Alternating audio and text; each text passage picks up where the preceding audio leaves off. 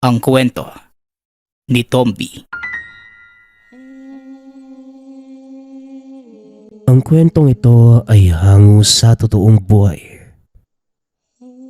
Mula ito sa isa nating tagapakinig na itago na lang natin sa pangalang Eli.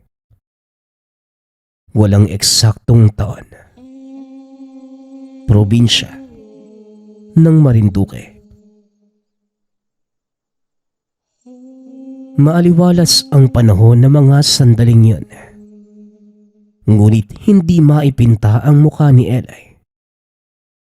Nasa tindahan sila ngayon ng asawang si Nora.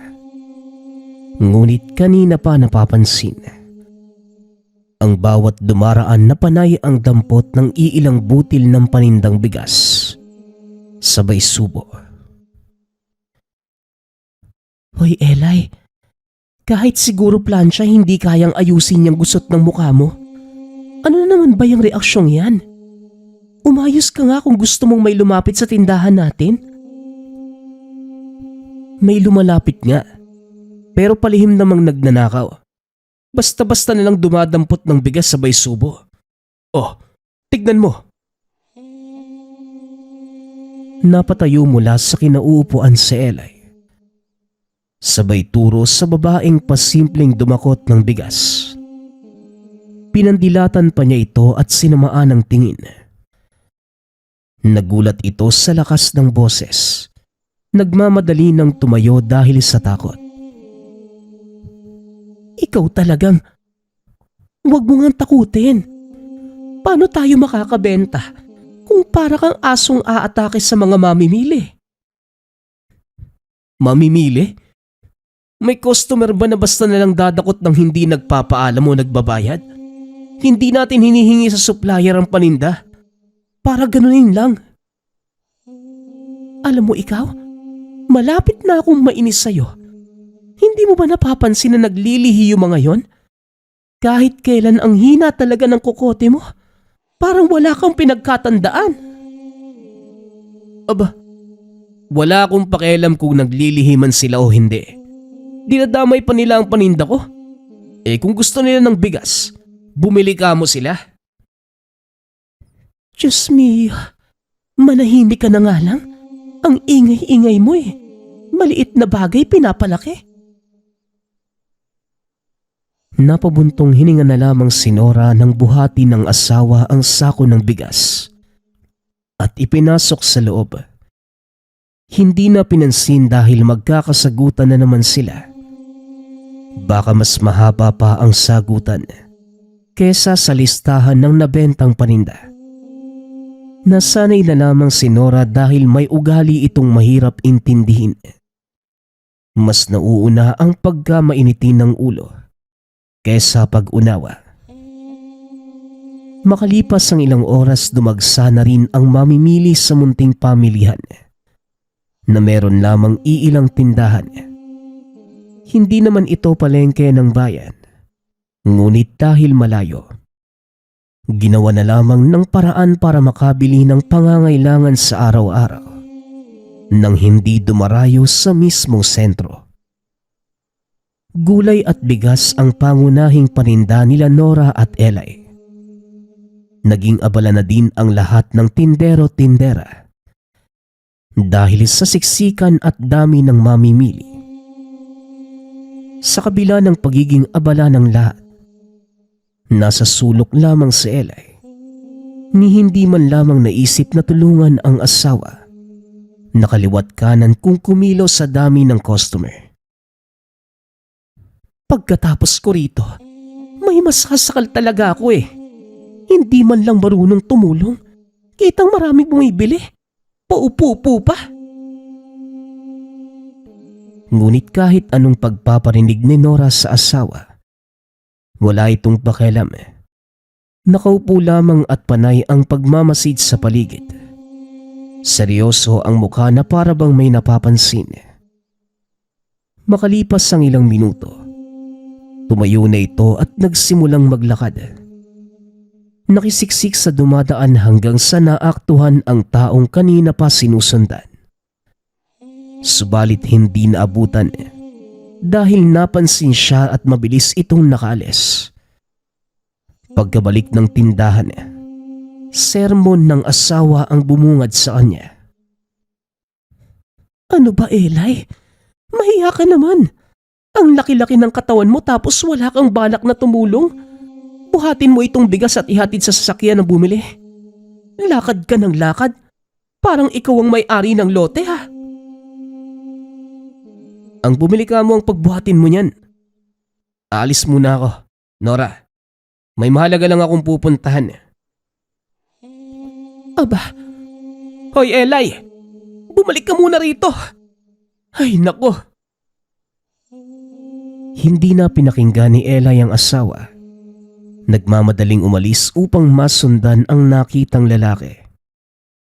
Nakaabot si Eli sa bakanting lote kung saan puro kambing, kalabaw at baka ang naroon. Tahimik na kumakain ng mga damo. Kanina pa palingalinga sa paligid, ngunit hindi na makita ang sinundang lalaki. Nang hindi na talaga mahanap, umuwi na lamang at laking gulat nang makita ang asawa na naroon na sa kanilang tahanan. O Nora, anong ginagawa mo dito? Hindi ba't sa tindahan kita iniwanan? Teka nga, doppelganger ka ng asawa ko, no? Aba, lumayas ka sa pamamahay na to. Tangkang hahampasin na ni Eli nang nadampot na walis ang hinihinalang elemento.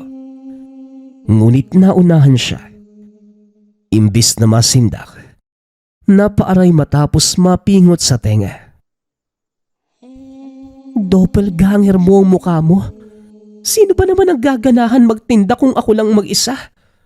Sus Mariosep, dapat ikaw ang naroon dahil lalaki ka. Pero daig mo pa yung babae sa pagiging senyorita eh. Hindi man lang magawang tumulong. Nagpapalaki ka ba ng bayag mo? Manahimik ka nga. Pinapahiya mo ko eh. Paano kung may ibang makarinig dyan sa sinasabi mo? Baka ano pang isipin nila? Na ano, Aber? Mahiya ka pang nalalaman ni ang tamad-tamad mong tao. Diyan ka na nga. Naibaling na lamang ni Eli ang paningin sa ibang direksyon. Upang maiwasang mas mainis pang lalo ang asawa. Sakto namang dumating si paring Nestor, ang dating kababata na nakatira sa kabilang bayan. Paring Eli, kumusta ka na? Matagal na tayong hindi nagkikita. Mukhang nasa maayos na kalagayan ka. Anong sikreto? Wika ni paring Nestor. Oh, ano naman ba ang pinunta mo rito? Gagalitin mo na naman ba ako? Naku Nestor, alam mo mainitin itong ulo ko. Kaya mas mabuti pang umalis ka na lang. Ito naman hindi mabiro. Pero ano, seryoso na talaga ako ngayon. Kailangan ko ng tulong mo. Umaarangkada na naman ang aswang sa amin eh. Alam ko na may mutya ka dyan. Patulong naman kami. Nako, talaga bang may aswang sa inyo, Nestor? Baka mamaya nagsisinungaling ka na naman para lang makapunta ako sa inyo. Tapos pagdating doon, lambanog lang ang meron at hindi nilalang. Alam mo, alam ko na ang galawang ganyan eh. Binabalak mo pa akong lasingin at utuin. Seryoso nga kasi. Totoo na talaga ngayon. May aswang na sa amin. Naubos nga yung mga kambing ng kapitbahay. Tapos sa poultry maraming manok ang nadali. Baka naman ninakaw lang. Wag ako, Nestor. Marami akong gawain dito sa bahay. Wala akong panahon ngayon. O sige, sapat na bang patunay ito para maniwala ka? Napatingin si Eli sa kanang hita ni paring Nestor na merong mahabang peklat. Noong nakaraang buwan, nakasalubong ako ng aswang sa daan. Mabuti na lang napadaan ang kapitbahay kaya natulungan ako. Nakaligtas pero eto na nga, sugatan naman. Ano, ayaw mo pa ring maniwala? Paring Eli naman, Seryoso na talaga ako ngayon. Kailangan ko ng tulong mo. Napaisip si Eli. Ilang beses na itong naloko ni paring Nestor na may aswang sa kanila. Kaya ang resulta, naisahan na ngunit nalasing pa. Ngunit ngayon, parang totoo na. O sige, siguraduhin mo lang talaga na totoo dahil kung hindi, malilintikan ka na sa akin. Nagkakaintindihan ba tayo, Nestor? Abay, oo naman. Maghanda ka na. Pupuntahan ko lang yung inarkilahang tricycle. Doon lang kasi nakaparada eh.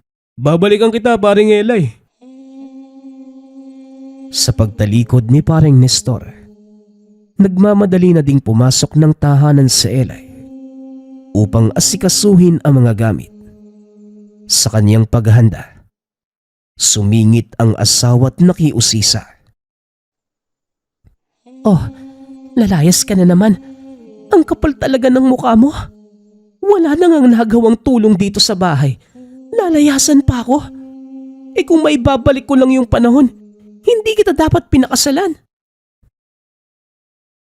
Hoy Nora, magtigil ka nga. Puro ka dakdak dyan eh. Saka, hindi naman ako lalayas. May pupuntahan lang. Doon sa lugar ni paring Nestor. Eh may namiminsalang aswang daw eh. Ayan, ganyan tayo eh. Kapag usapang aswang, ang bilis mong rumesponde samantalang sa paghugas ng pinggan. Hindi magawa-gawa. Ilang araw na yun sa lababo oh.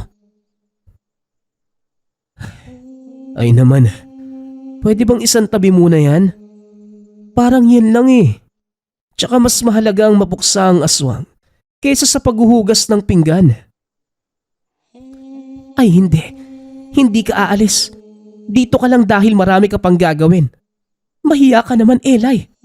Kaawaan mo ang asawa mong hindi na makahinga sa dami ng gawain. Bahala ka nga dyan. Nag-iinarte ka lang eh. Hindi bagay.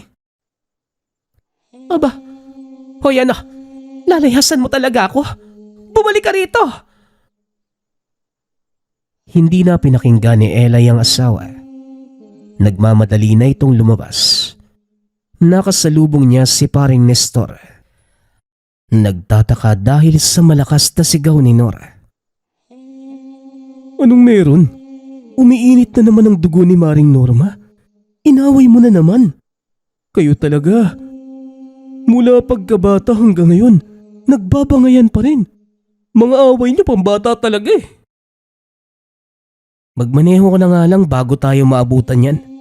At makaladkad ako pabalik ng bahay. Gusto mo ba yan? O sige. Pero parang nakakabastos naman.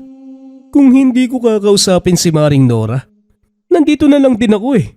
Kakamustahin ko. Sabing andar na eh. Malapit na siya oh. Gusto mo yatang hindi kita matulungan. Aba, bilisan mo. Wala nang nagawa si paring Nestor, kundi paandarin ng tricycle at paharurutin bago makalapit si Nora na may bitbit na mahabang kawayan. Balak itong ihampas sa asawa. Natatawa na lamang si paring Nestor dahil hindi akalain na muling masasaksihan ang tila batang pag-aaway ng mag-asawa. Magmula pa noong nagliligawan pa lamang, palagi nang nagbabangayan. Walang araw na lilipas na hindi sila nagpapalitan ng salita. Ngunit kahit ganon, mahal naman nila ang isa't isa. Kahit hindi nagkakasundo sa halos lahat ng bagay. Dahil sa katamaran ni Eli pagdating sa mga gawain, si Nora lamang ang madalas na kumikilos.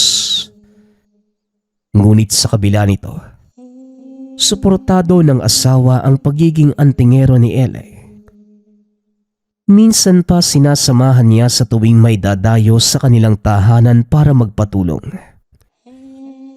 Ngunit mas lalo pang lumala ang katamaran ni Eli na wala na talagang balak na tumulong kahit sa magagaang gawain. Dito na tumutol si Nora. Pinipigilan na niyang manugis ng aswang dahil sa inis na mas aktibo pang tumulong sa iba kesa sa kanya. Pero matigas ang asawa at ayaw makinig. Ipinagpapatuloy ang gawain bilang antingero. Minsan pa'y isinusumpa niya buhat sa galit. Nang makarating sina Elay sa bayan na kinalakahan ni paring Nestor, pagkababa niya ng tricycle, masasabi kagad na merong bakas ng aswang ang hangin. Kumbaga napadaan ang nilalang sa lugar bago sila dumating. Medyo malayo-layo ang bahay namin, ha?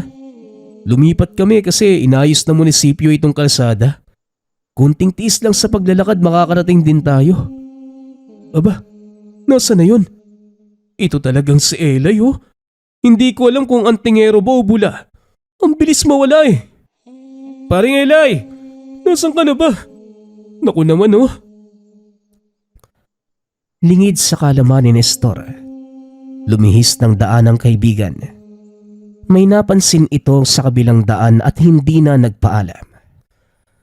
Habang si Elay naman, nakaramdam ng kakaiba. Nang tignan niya ang babaeng nakaupo sa tabi, sa bahagi kung nasan ang mga halaman. Nang makita siya, nagmamadali itong tumayo at natatarantang tumakbo. Sinundan niya at nang maharangan, dali-dali niya itong tinanong. Huli ka ngayon. Ikaw ba ang umaaswang dito? Hoy babae, wag mo kong artehan ng ganyan. Hindi uubra sa akin yung baliw-baliwan mo. Nararamdaman ko. Aswang ka kaya pwede bang umamin ka na? Bistado ka na eh. Napaayos ng tayo ang babae at saka masamang tumingin kay Elay.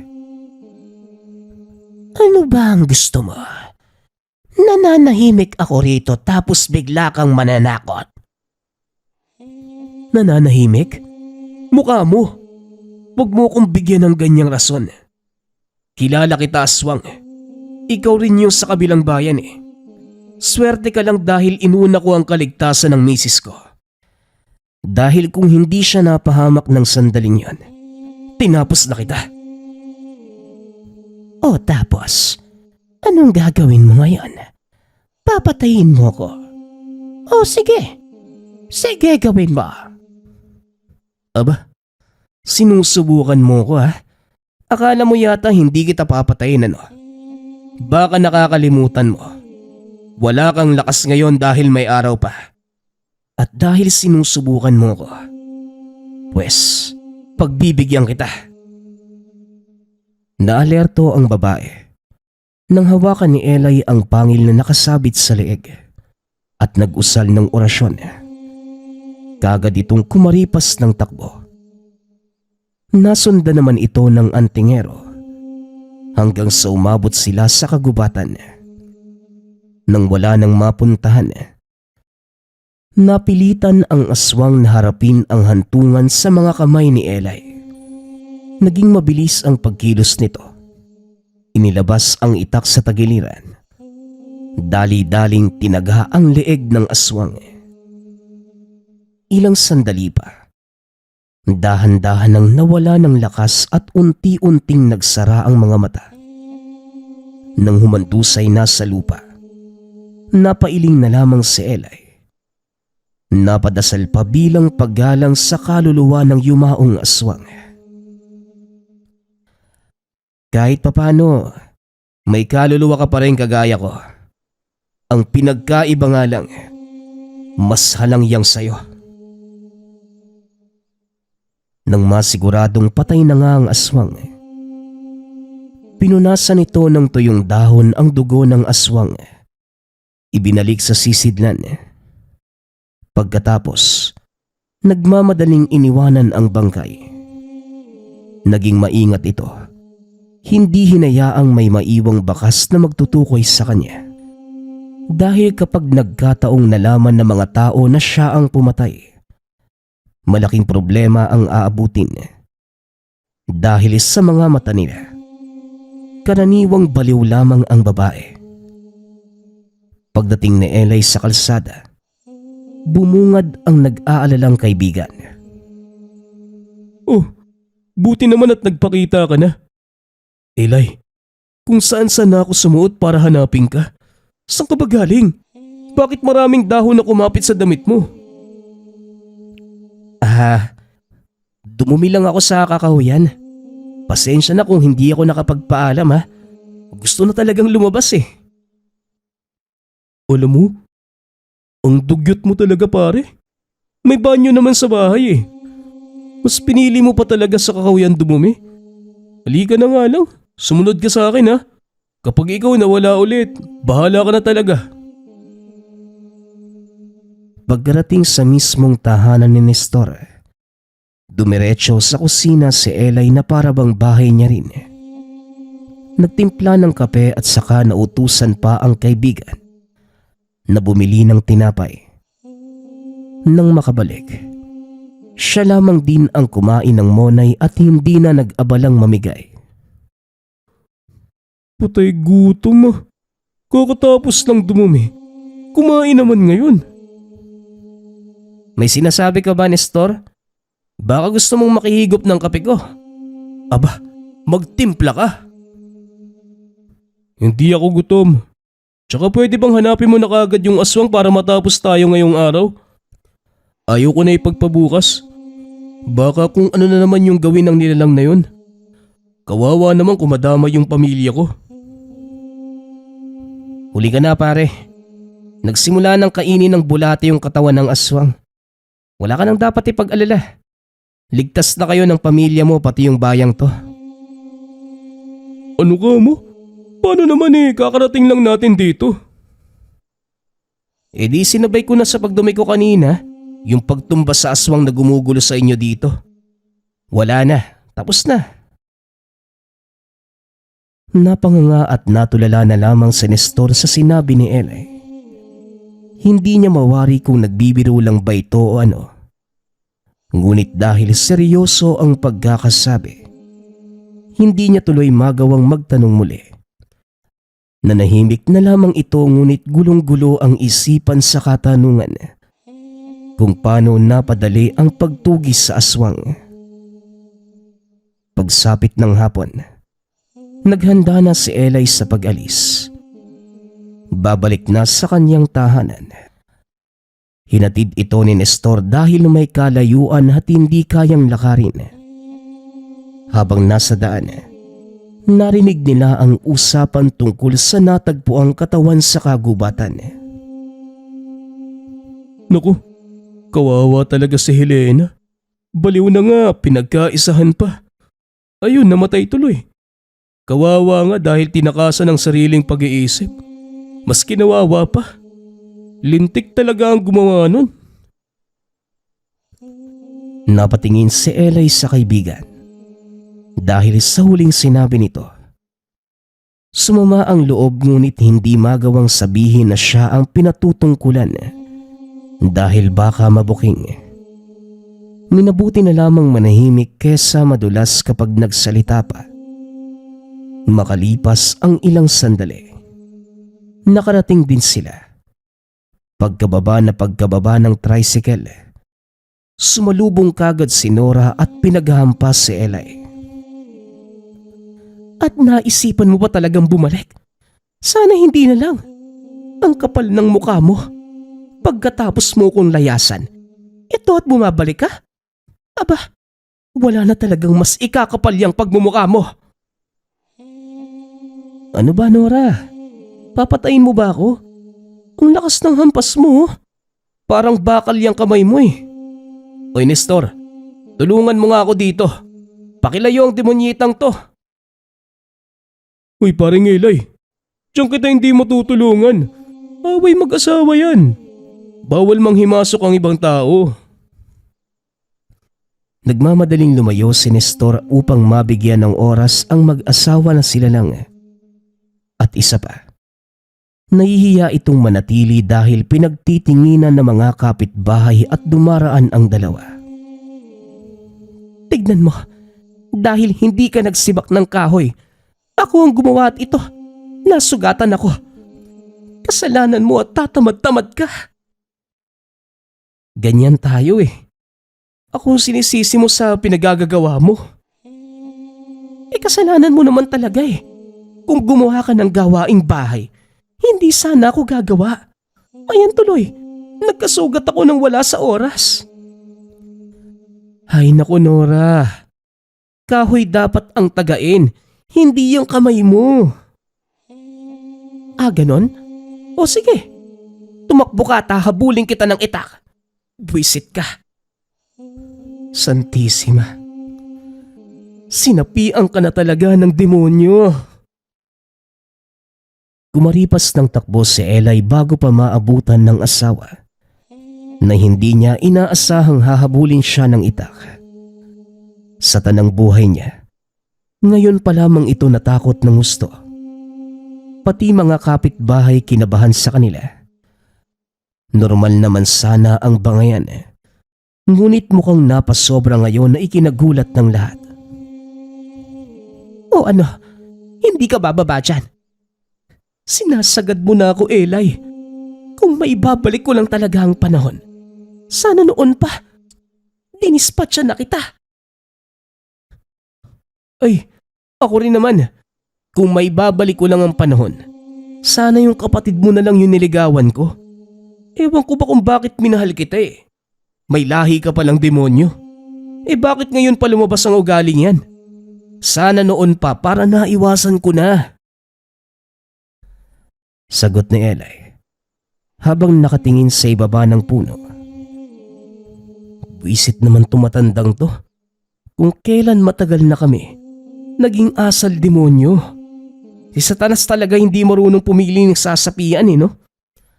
Sa asawa ko pa talaga. May sinasabi kang damuho ka? Wala. Pwede bang itigil na natin to, Nora? Hindi na tayo mga bata para magkaganito.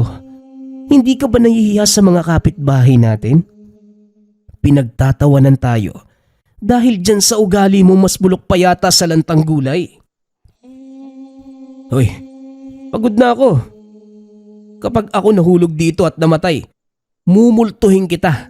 Hindi kita titigilan, sige ka.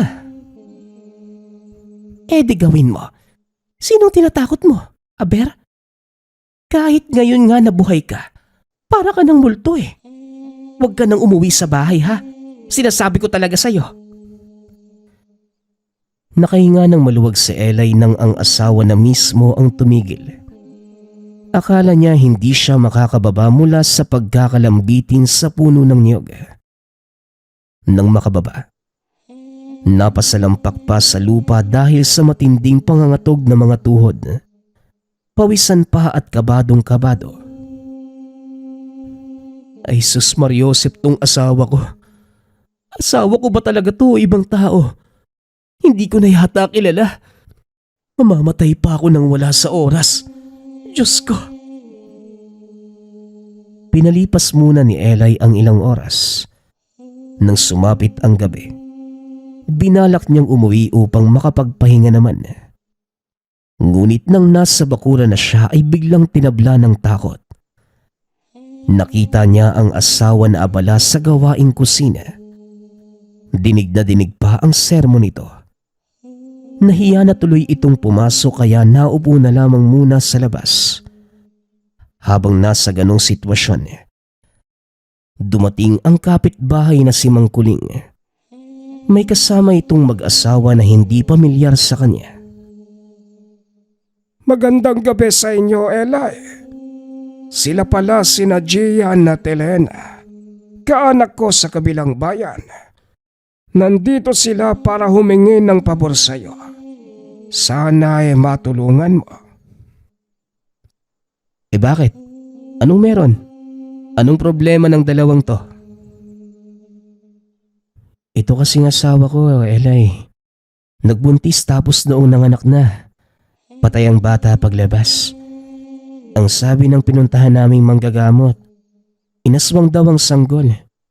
Hindi niya kayang humarap sa aswang dahil wala siyang sapat na gamit.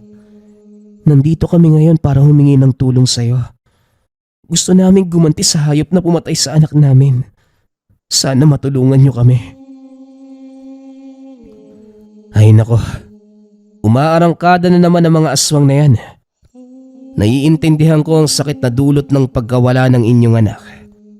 Pero, sigurado ba talaga kayo na gumanti? Kilala niyo ba yung aswang?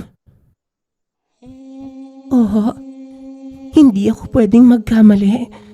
Habang nagbubuntis ako, ang kaibigan ng yumao kong ina ang palagi kong kasama. Dumadalaw siya sa bahay. Akala ko bisita lang pero may masama na palang pakay. Paano ka naman nakakasiguro, Iha? Masama ang magbintang ng walang sapat na patunay. Magkakasala lang tayo kung hinala ang pagbabasehan. May usap-usapan na dati na aswang siya. Hindi ko lang masyadong napagtuunan ng pansin dahil bata pa ako noon. Hindi ko pa alam ang mga ganitong bagay. Pero sigurado talaga ako na siya ang aswang dahil sa tuwing pumupunta ng bahay, ako kagad ang hinahanap. Tapos palaging hinahawakan ng tiyan ko. Palagi rin nagtatanong kung kailan ako manganganak. Anong ipapangalan ko sa bata at kung ano-ano pa.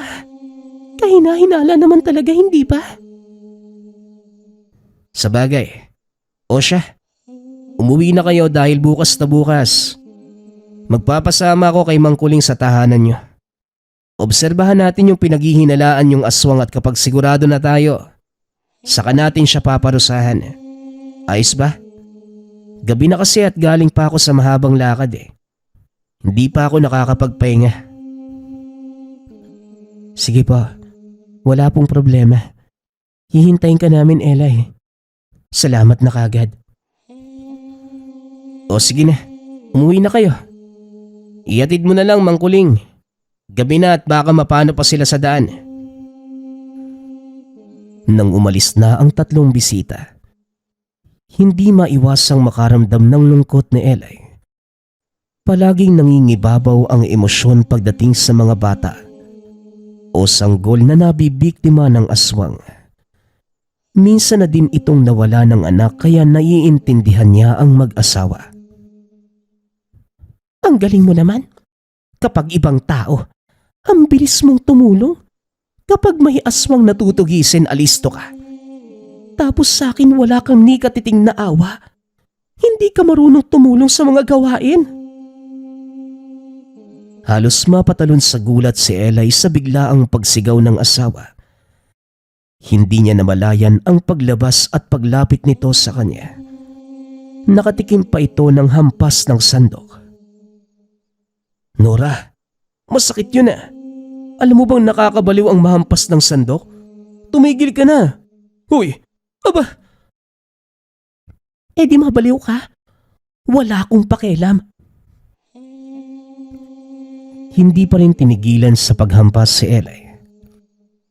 Hanggang sa nakahanap ito ng pagkakataong makatakas. Nagmamadaling pumasok ng bahay at pinagsarahan ng asawa. Buksan mo to, Eli. Kapag ako nakapasok, malalagot ka talaga sa akin. Diyan ka nga muna. Ang ingay mo . Mapanakit ka pa. Sa labas ka muna matulog. Diyos ko, mas mahirap ang pakisamahan tong asawa ko kaysa sa ibang nilalang. Mas mabuti pang aso, nakakaunawa. Dagdag ni Eli.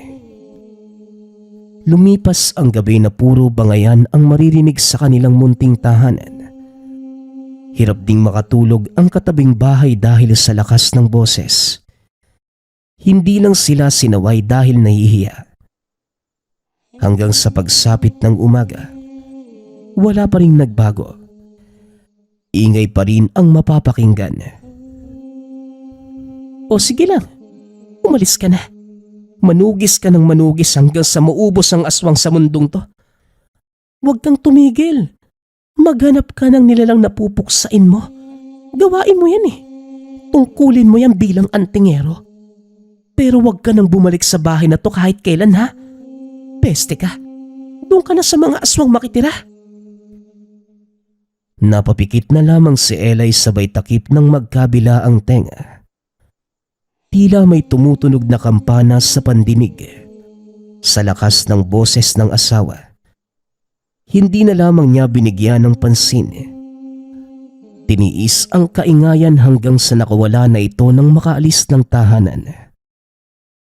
Galit na galit si Nora. Ngunit hindi niya magawang isantabi ang pagtulong sa mag-asawang lumapit kagabi. Ayon sa kanya, darating din ang oras na maiintindihan siya ng asawa. Ngayon mas kailangan niyang unahin ang mas mahalagang bagay.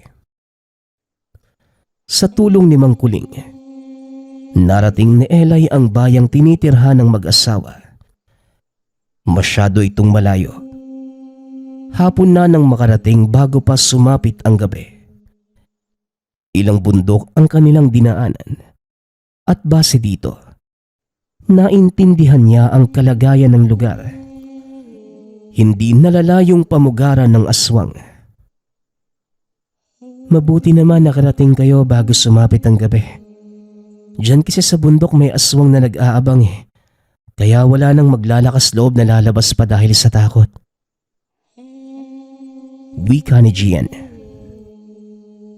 Gaano ba kayo kadalas aswangin dito? Araw-araw ba? Gabi-gabi? Hindi naman sa ganon. Mas madalas sila sa kabundukan. Madalang lang kung may sumadya rito sa bahay-bahay. Matapos ang maiksing usapan, binigyan ng espasyo ng mag-asawa si Elay para makapagpahinga. Ngunit hindi nito magawang matulog dahil nakikiramdam. Habang nakadungaw sa bintana ay nahagip ng paningin ang isang ginang na naglalakad sa daan. Pasulyap-sulyap ito sa bahay ni Gian. Nagmamadali naman itong nagtago upang hindi makita. Katulad ng deskripsyon na binigay ni Elena kanina, ang babaeng ito ang kaibigan ng yumaong ina. Ang pinaghihinalaang pumatay sa anak. Pinagmas ng mabuti ni Elay ang babae. Hindi niya magawang sumalungat sa paniniwala ng mag-asawa dahil tama sila. Ang babaeng ito ay isang aswang. Sinundan niya ito ng tingin. Nakatatlong balik kaya napapaisip na ito. Sino naman kaya yung minamanmano ng isang to? Hindi na buntis si Elena pero nandito pa rin. Ano bang pakay mo? Mahinang tanong ni Elay sa sarili habang hindi pa rin tinatantana ng tingin ng babae. Ilang sandali pa ang lumipas. Nawala na ito. Dito na rin siya kumilos para mailigpit ng maaga ang nasabing nilalang. Elay, aalis kayo? Hindi niyo ba nagustuhan ang kwarto? May gusto po ba kayo? Sabihin niyo lang susubukan naming ibigay sa inyo. Hindi. Ayos lang ang kwarto. Pero hayaan niyo muna ako ha. May pupuntahan lang. Saglit lang to. Gabi na, Elay. Masyado nang delikado sa labas. Huwag niyo akong alalahanin. Gian, dito ka lang sa bahay ha. Bantayan mo sa Elena. Tapos kapag may napansin kayong masamang amoy, yung kakaiba, hindi pangkaraniwan, isaboy niyo itong langis sa hangin. Itataboy nito ang nilalang na umaaligid. Nasa panganib ba kami ulit ng asawa ko, Elay? Hindi natin sigurado pero mas mabuti na ang handa at alisto. Tandaan niyo ang sinabi ko. Mag-ingat kayo dito at wag na wag niyong pagbubuksan ng pinto ang kahit na sino. Maliban sa akin. Maliwanag ba? Napanatag ang loob ni Elay nang tumango at naintindihan na mag-asawa ang bilin. Nagmamadali na itong lumabas upang masundan ng babae. Sakto namang muli itong napadaan. Nagkatitigan pa ng ilang segundo hanggang sa nakilala nito kung sino nga ba siya. Kagad itong hinabol ni Elay nang magsimulang tumakbo palayo. Umabot pa sila sa kabundukan kung saan may nag-aabang din na aswang bukod sa babae.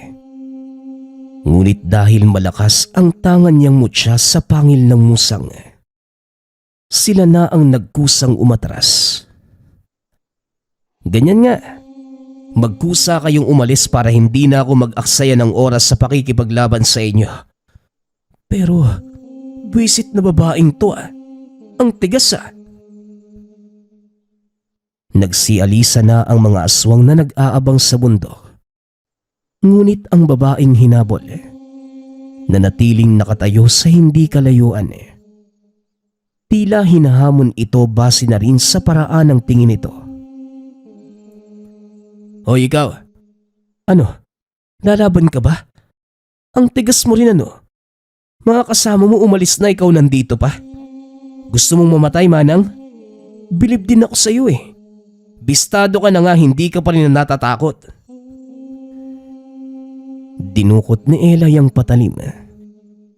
Hinawakan nito ang pangil ng musang sa kabilang kamay. Mabilis na kumilos si Elay at akmasa ng tatagain na ang aswang. Ngunit tumakbo ito. Dali-dali naman itong hinabol ni Elay.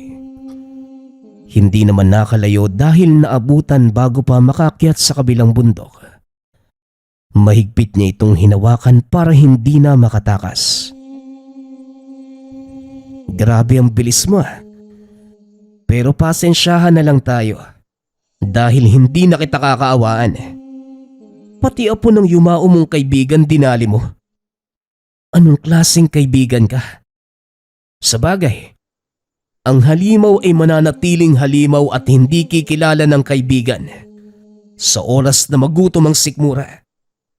Ngayon, bubusugin kita ng kamao ko nang matahimik ka ng hayop ka. Binitawan ni Elay ang hawak na patalim.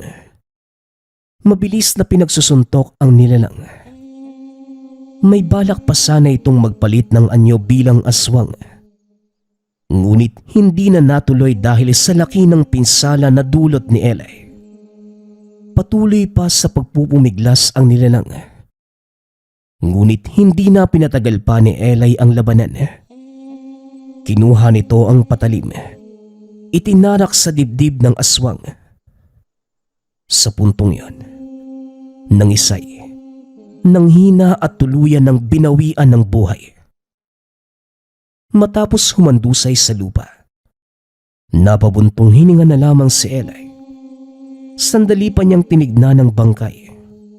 Pagkatapos ay minabuting dalhin sa pinakamasukal na bahagi upang hindi madaling mahanap. Bumalik ito sa bahay ng mag-asawang Gian at Elena. Tinignan ng dalawa. Wala namang nangyaring masama habang sila lamang ang naiwan. Nag-aalala ang mga ito ngunit sinabihan niyang magpahinga na lamang. At bukas na ibabalita ang tungkol sa aswang na pinuksa. Habang nasa higaan hindi mapakali si Elay. Ganitong-ganito ang sitwasyon sa tuwing may mapapatay na aswang. Alam niyang tama naman ang ginagawa. Dahil nararapat lamang yon sa mga nilalang na walang ibang alam kundi ang sindakin at biktimahin ng mga tao. Ngunit may parte din sa kanya na nanghihinayang sa buhay ng mga ito.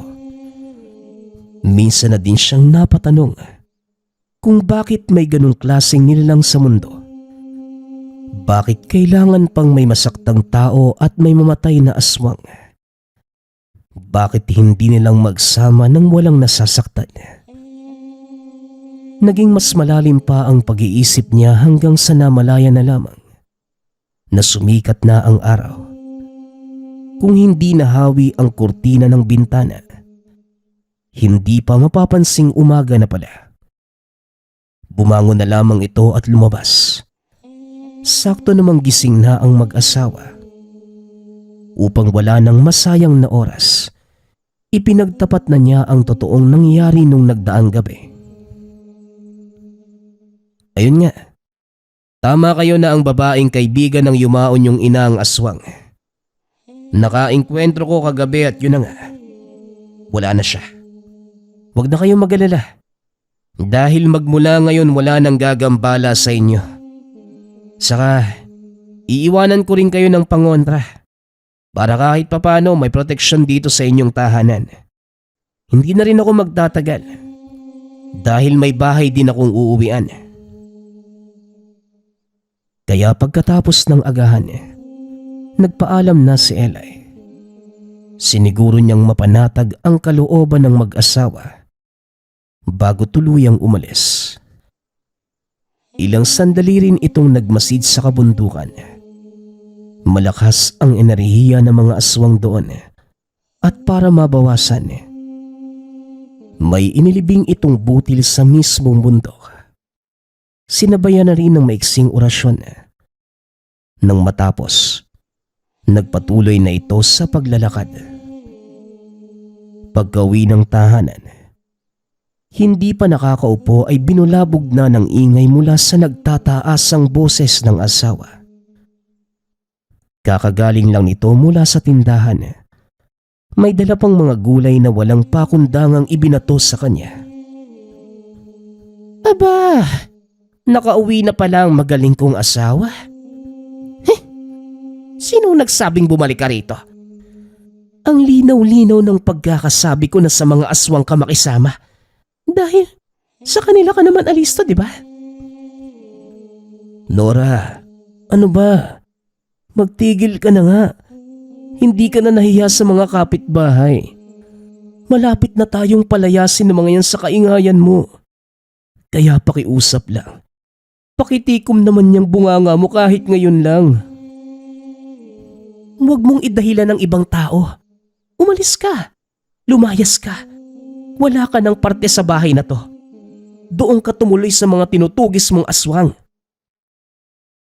Talaga ba? Palalayasin mo ko. Ikaw rin. Marami pa naman akong dalang pera dahil malaki ang binayad sa akin. Inilabas ni Eli ang perang natanggap mula sa mag-asawa bilang kabayaran sa serbisyo. Ayaw naman sana niyang tanggapin. Ngunit mapilit ang mag-asawa at wala nang nagawa pa. Aba, anong akala mo sa akin, Eli? Mukhang pera? Abay, buwisit ka. Akala niya madadala si Nora. Hindi pala. Mas lalo lang itong nagalit at napilitan siyang lumabas ng tahanan. Sa bakuran na lamang nagpalipas ng oras. Ilang sandali pa lumabas ng bahay ang asawa. Hindi siya pinapansin. Kinakabahan pa dahil may bitbit na itak. Dumiretso ito sa likod at nagsimulang magsibak ng kahoy. Noong una hindi kumibo si Eli. Pero dahil sa sunod-sunod na ingay ng pagsibak, hindi na niya napigilan ang sarili. Lumapit siya at pinagmasdan ng asawa. Dito niya napansin ang bahagyang pagpayat nito. Pagod na mga mata at parang pinipilit na lamang na kumilos. Napabuntong hininga siya at saka binawi ang itak. Sige na Nora, ako na. Baka masugatan ka na naman eh. Pumasok ka na lang sa loob. Ihahatid ko mamaya mga sinibak na kahoy. Ako na. Kaya ko ang lahat ng gawain dito. Saka ayaw kong umasa sa kagaya mong punong-puno ng katamaran sa buong pagkatao. Ano ba Nora? Ako na dito. Gawain to ng lalaki kaya sumunod ka na lang sa akin.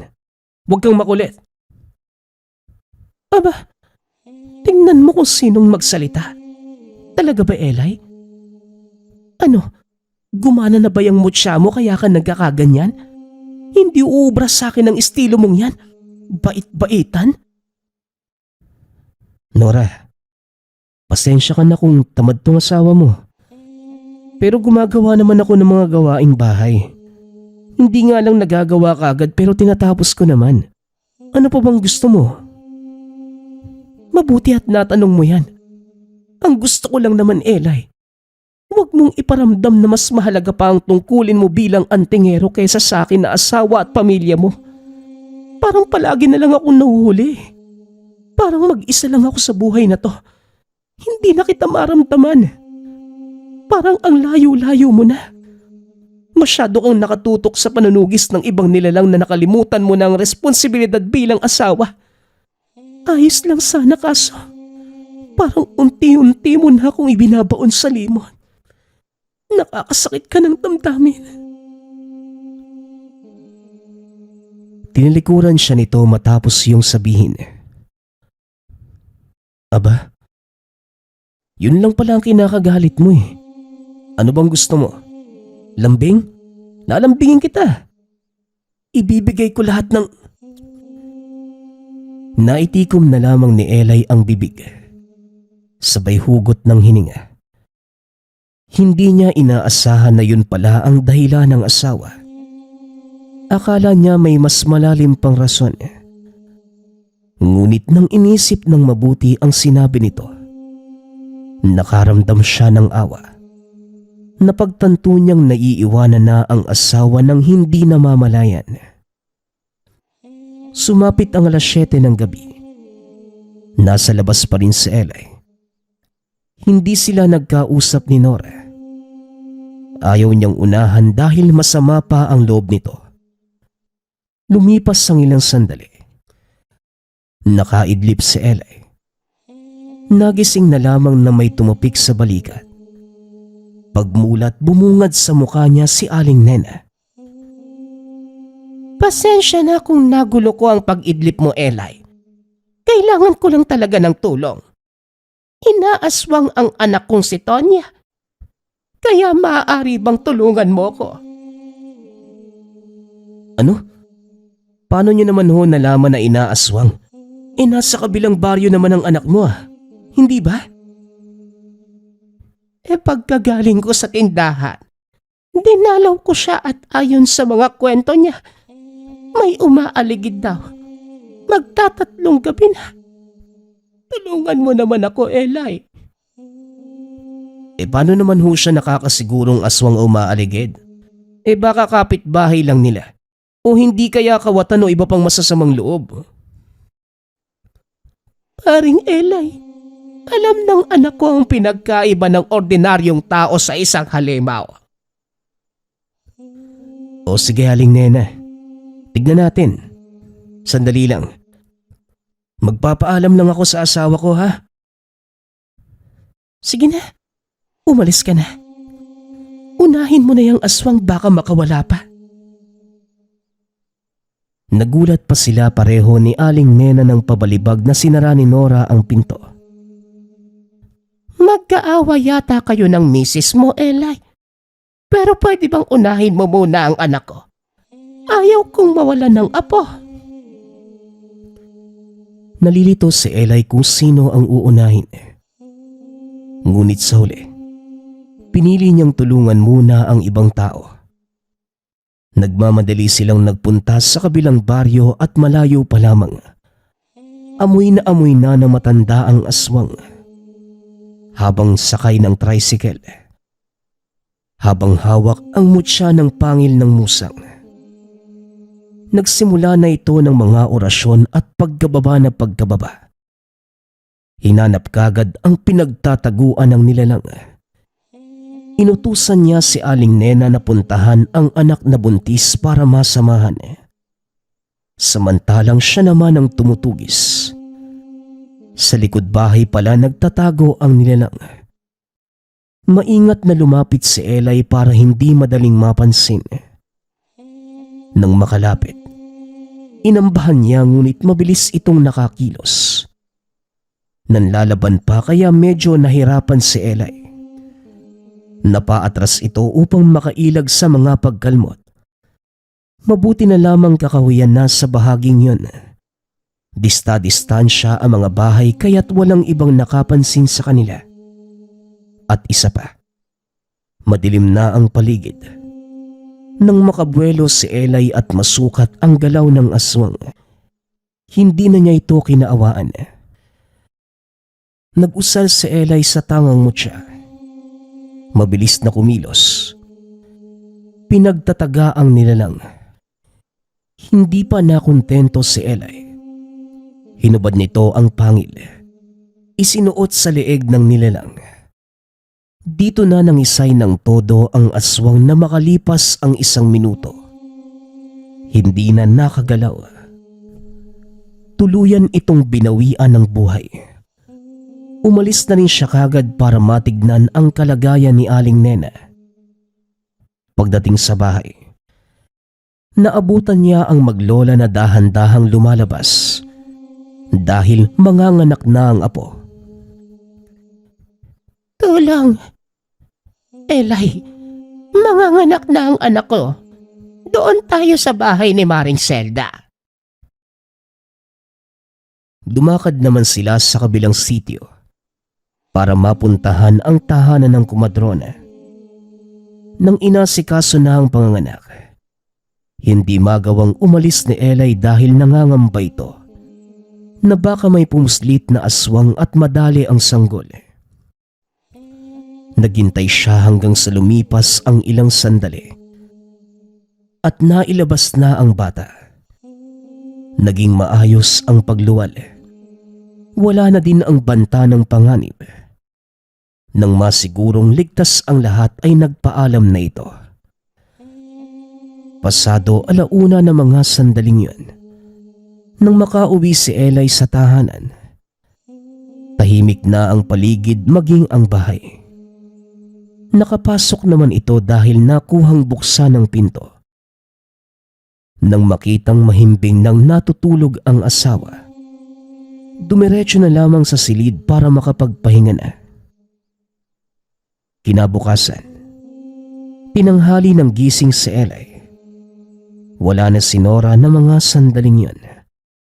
Pagkatapos mananghalian, nagmamadali itong nagpunta sa tindahan. Naabutan niya doon ang asawa na abalang-abala sa gawain. Bigla siyang nakaramdam ng hiya na hindi magawang lumapit. Ngunit nang dinagsa ang pamilihan, napilitan itong tumulong para hindi maging kawawa ang asawa sa kaliwat ka ng gawain. Hoy, anong ginagawa mo dito? Ang kapal na mukha mong magpakita. Aawain mo pa talaga ako? Sa harap ng mga suki mo? Ipagpaliban mo na muna yan. Saka na tayo mag-away kapag naubos na ang paninda. Maraming bumibili oh. Hindi na nagawang sumagot ni Nora. Nahihiya ito sa mga suki na nasa harapan lang. Ibinuhos nila ang atensyon sa gawain sa tindahan. Nang matapos at sumapit ang 6:00, dahan-dahan na silang nagligpit at nagsara. Pag-uwi sa tahanan, tila hindi magkakilala ang dalawa dahil sa malayong-malayo ang distansya ng bawat isa at natukso pa ng mga kakilala. Oy Elay, maghiwalay na ba kayo ng asawa mo at ang layo-layo nyo sa isa't isa? Kung kailan tumagal kayo, na nyo pa naisipang maghiwalay? Lambingin mo kasi pare. Yakapin mo. Halikan. Para hindi man lamig sa'yo. Ay ano? Iiwanan ka na yan. Napakamot na lamang sa ulo si Elay nang makita si Nora na ang bilis ng paglalakad. Masyado na itong malayo at nang lumiko sa kabilang daan, hindi na nakita. Nagmamadali na din itong umuwi para kausapin ang asawa. Ngunit nang lumiko ng daan, naabutan niya itong nanginginig sa takot habang yakap-yakap ang isang bata. Magtatanong pa sana, ngunit hindi na nagawa ng makita ang aswang sa unahan. Nanlilisik ang mga matang nakatingin sa kinalalagyan ni Nora. Aba, hoy! Ako ang harapin mong aswang ka. Iwanan mo ng tingin ng asawa ko. Halika rito! Kagad hinabol ni Elay ang nilalang. Nang makapa ang nakasukbit na itak sa tagiliran, hindi na siya nagdalawang isip. Naabutan niya ito sa gubat na tangka na sanang aakyat sa kabilang bundok para magtago. Bago pa mangyari, mabilis na kumilos si Elay. Tinaga ng paulit-ulit ang aswang. Hindi ito tinigilan hanggang sa maputol ang ulo. Saka lamang dinatauhan si Elay. Patay na ito. Pero hindi pa siya tapos. Pinaghiwa-hiwalay nito ang katawan ng aswang. Pagkatapos, iniwanan sa pagmamadaling malaman ang lagay ng asawa. Naroon pa rin ito sa daan yakap-yakap ang batang hindi kilala. Nang mapatingin sa tabi, nagulat siya sa nakahandusay na bangkay ng isang babae.